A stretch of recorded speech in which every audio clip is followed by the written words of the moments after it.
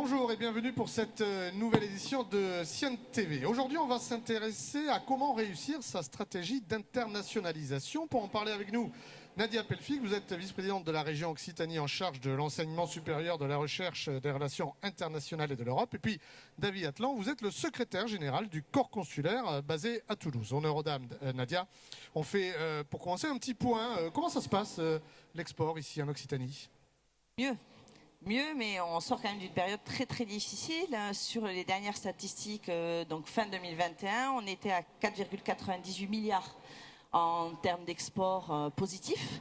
Mais ces bons chiffres cachent des tendances qui sont quand même très spécifiques et très tirées par, d'une part, l'industrie aéronautique, qui représente, et spatiale, qui représente 54% de notre volume d'export. Un effondrement quand même globalement dans le secteur agricole. Et l'autre secteur qui tire, c'est le domaine de la chimie et de la cosmétique.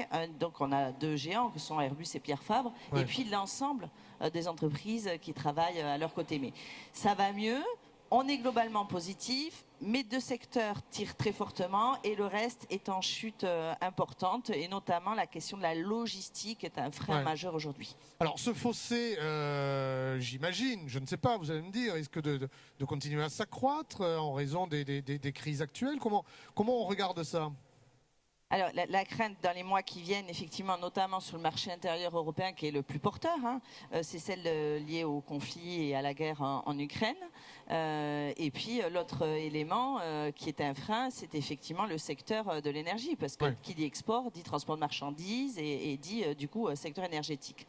Donc, on est en train de travailler, y compris au niveau de l'Union européenne, pour essayer de diminuer les coûts impactants et notamment privilégier les distances courtes et donc le marché intérieur européen. Moi, je pousse aussi à mon niveau au sein du Comité européen des régions pour qu'on puisse avoir une taxe carbone aux frontières de l'Union européenne pour que nos industriels ne soient pas pénalisés, qu'ils n'aient pas la tentation de délocaliser non plus l'activité parce qu'ailleurs, on ne serait pas taxé. Il ne faut pas qu'ils soient pénalisés et pour cela, il faut qu'ils puissent, eux, produire tout en étant observateurs des réglementations, y compris nationales, qui les encouragent à être plus conformes aux règles environnementales. Mais il faut aussi qu'ils puissent être concurrentiels et donc qu'il y ait ces taxes qui s'installent. Le dialogue est bien engagé avec la Commission européenne, on continue de pousser. Alors on verra les clients qui sont beaucoup plus loin, mais l'Europe c'est important. David, vous le disiez, concentrons-nous sur l'Europe qui est quand même un gros marché pour nos exportations ici en Occitanie. Alors bonjour, d'abord c'est vrai que l'Europe est le marché prioritaire pour les entreprises françaises. 70% de notre exportation se fait autour de nous, se fait sur l'Europe. Donc on connaît les règles et les contraintes du marché à l'export, les contraintes qui sont réglementaires, qui sont logistiques, nous en avons parlé, mais aussi qui sont sur la distance, sur les RH, les difficultés douanières. Donc essayons d'être proches de chez nous dans un premier temps. Sur les règles à garder en mémoire, je crois qu'il faut essayer de chasser en meute. Quand je dis essayer, il faut tendre, il faut chasser en meute, il faut travailler en filière et en réseau, et il faut savoir travailler avec des événements. Sur l'événement qui nous accueille, notamment aujourd'hui, il faut travailler avec les salons, il faut travailler avec les congrès, les séminaires et autres. C'est la porte d'entrée pour l'exportation et c'est aussi, Nadia, la porte d'entrée pour l'attractivité de notre territoire. Donc dans ces deux sens, nous avons tout à gagner à travailler ensemble.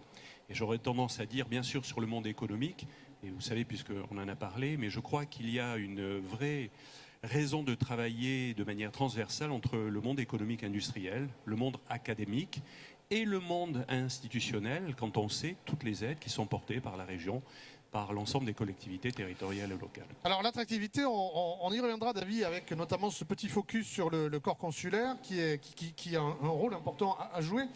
L'attractivité, Nadia, notamment pour notre région, elle passe par quoi? Est-ce que ça change au fil des années, des décennies, ou on a toujours les mêmes grands axes forts? Pour être attractif, c'est la base, c'est de faire envie. Et on a des axes forts qui doivent être en permanence confirmés. Parce que tous les territoires avancent. Nous, parmi nos axes forts, il y a notamment nos écoles et nos universités. Tout le tissu de formation, d'enseignement supérieur, que ce soit, on est en phase de PADOC, vous voyez que des écoles partenaires, c'est l'INSA, c'est Supaéro, c'est l'Université Paul Sabatier. Ouais. Tout ça sont des éléments. Les éléments de recherche aussi, le fait qu'on ait les meilleurs laboratoires qui sont aussi en Occitanie, notamment sur les questions énergétiques comme celle de l'hydrogène, appliquées aux mobilités, et on développe le Technocampus à Francazal, sont autant d'éléments d'attractivité. Après, on sait que l'export, c'est le fait, et l'attractivité, c'est le fait de pas beaucoup d'entreprises finalement en Occitanie. Et nous, notre objectif, c'est qu'il y ait de plus en plus de primo-exportateurs, d'une part parce que c'est pour les entreprises une chance d'être plus compétitives et d'augmenter leur chiffre d'affaires. Plus elles élargissent leur zone de marché, plus elles ont des chances d'être compétitives. Et donc l'attractivité, d'abord, c'est se faire connaître. Et donc c'est aller dans les fameux salons. Nos équipes chez Haddock, elles opèrent presque 300 salons dans l'année. Ouais. Et quand vous êtes une petite entreprise, la difficulté, c'est comment je vais sur ce salon à l'international, j'ai pas les moyens. Des fois, il y a le problème linguistique. Oui, bien sûr. Et puis, il y a le problème de connaître le marché, de connaître le droit. Et donc, notre job à nous, c'est de dérisquer tout ça et de permettre d'avoir des assurances qu'on fait avec les services douaniers, les bonnes informations au bon moment pour que vous osiez aller à l'international. Et puis, évidemment, des aides financières pour vous permettre que ça ne vous coûte pas trop cher. Donc, se faire accompagner... ne pas être tout seul, parce que si c'est tout seul, on ne le fait pas, c'est trop compliqué. Donc, se faire accompagner... La mise en place du guichet unique, ça, c'est quand même une révolution depuis des années, mais c'est quand même très important, puisqu'on a une porte d'entrée qui permet de nous aiguiller, nous, chefs d'entreprise, quoi. Eh oui, c'est la team France Export Occitanie, c'est-à-dire une équipe qui réunit les services de la région, de notre agence de développement économique Haddock, qui en plus a des bases et donc des maisons où nous avons des collaborateurs qui sont à Shanghai, à Casablanca, à New York, à Londres, à Bruxelles. Bien implanté. Là, quand vous êtes occitan, vous allez dans nos maisons à l'étranger et c'est bon. Et la team France Export, c'est la région Haddock, mais c'est aussi Business France. Ce sont les réseaux des CCI. Et en fait, peu importe le dossard qui est le nôtre, et y compris avec les conseillers au commerce étranger, y compris avec l'appui du corps consulaire, l'objectif, c'est de faire gagner et avancer le territoire. Ouais. Et donc, qu'on soit région, qu'on soit consulaire, qu'on soit CCI, on conseillera et on appuiera nos entreprises pour qu'elles se sentent fortes à l'étranger. Si elles se sentent fortes, elles donnent envie. Si elles donnent envie, non seulement elles vendent, elles, leurs produits, mais en plus, elles encouragent les investisseurs étrangers à venir chez nous et là-dessus on gagne. Alors David, vous êtes secrétaire général du corps consulaire qui est basé à Toulouse. Le corps consulaire à Toulouse, c'est 41 consulats. Vous avez d'ailleurs signé une convention avec la région pour favoriser les relations internationales. Précisément, cette convention, elle englobe quoi? Elle dit quoi? Alors d'abord, nous sommes très heureux d'avoir signé et travaillé à l'élaboration de cette convention. Bipartite. L'intérêt, c'est de faire en sorte qu'elle soit dans les deux sens. D'une part, sur l'attractivité de notre territoire auprès des ambassades des pays que nous représentons, sur les 41 pays, et nous représentons l'ensemble des 5 continents.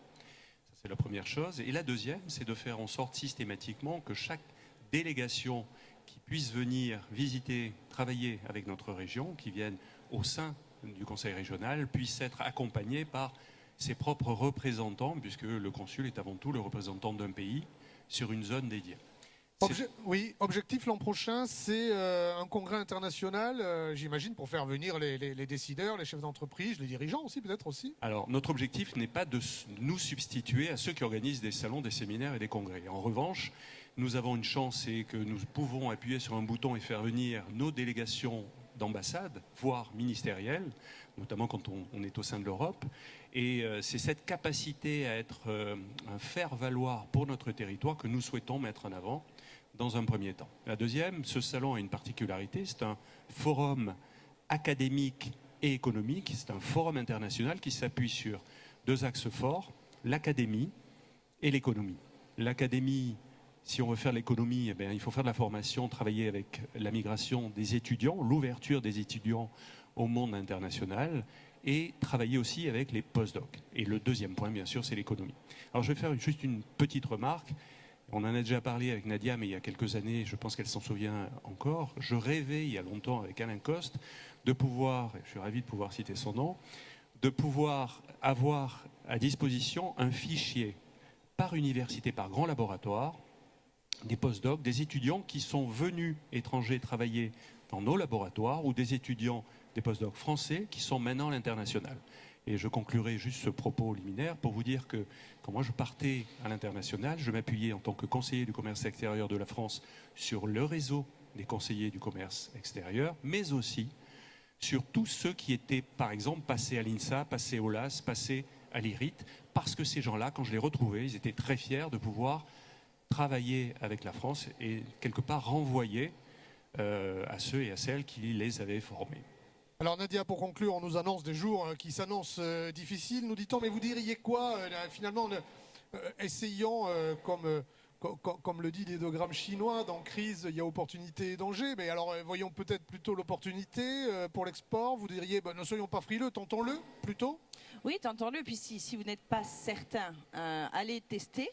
Votre envie, vos capacités sur le Tour France Export Occitanie, c'est-à-dire chez vous, du 15 novembre jusqu'au 8 décembre, dans chacun de nos départements, dans des matinales qui sont hébergées par les CCI, je vois le président de la CCI de l'Hérault, André Deljari, juste là, se tiendront ces matinales pour donner du conseil à nos entreprises sur l'export, sur leur capacité à pouvoir s'exporter, avec 2 grands rendez-vous à Toulouse et à Montpellier sur ces dates, et notamment au Forum Destination Internationale. Et puis, n'hésitez pas sur des zones particulières sur lesquelles on investit, par exemple sur le Japon. Il y a bientôt la quinzaine France-Japon. Si vous aimez le rugby, venez pour le pré-match de la Coupe du Monde le 20 novembre. Le Japon, quand on est ici dans l'industrie, le Japon, ce sont les machines-outils. C'est beaucoup de programmation, c'est des marchés extrêmement importants pour nous qui vont sur le spatial, sur l'aéro, et puis évidemment, pensez à la zone Europe, c'est un peu moins loin. Mais testez-vous vraiment. Profitez du Tour Export Occitanie pour aller éprouver votre robustesse, pour aller rencontrer aussi des personnes qui sont en capacité de vous conseiller, de vous accompagner. N'y allez jamais tout seul, mais allez-y parce qu'on n'est pas à l'abri d'une mauvaise surprise et notamment d'un développement de votre chiffre d'affaires. Ou d'une très bonne surprise. Très bien, merci beaucoup. Merci à vous. Merci beaucoup.